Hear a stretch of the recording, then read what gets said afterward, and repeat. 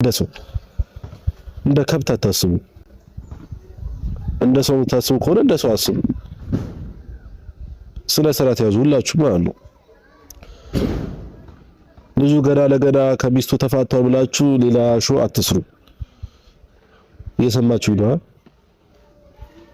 እኔ ከነሱ ጋር ከአብርሃም ጋር ብዙ ያሳለፍኩኝ ልጅ ነኝ። ከሩታ ጋር ብዙ ያሳለፍኩኝ ልጅ ነኝ። አሁን ላይ ግን አልሆነም። በቃ ተጣሉ።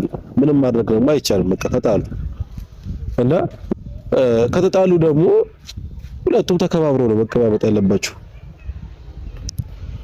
መቼም እስከዛሬ እያፈቀራት አንድ ሴት መጣችና የሆነ ነገር ይቀየራል እሱ ደስተኛ ይሆናል ብላችሁ ካስባችሁ ተሳስታችኋል። መቼም ደስተኛ ይሆናል ሩታ ናቱ። እውነቱ ስነግራችሁ ይሄ ልጅ ሩታ ናቱ መቼም ደስተኛ ይሆናል። ደስተኛ እናደርገዋለን ብላችሁ ታስቡ ሰዎች ካላችሁ ሩታ ናት የሱ ደስታ።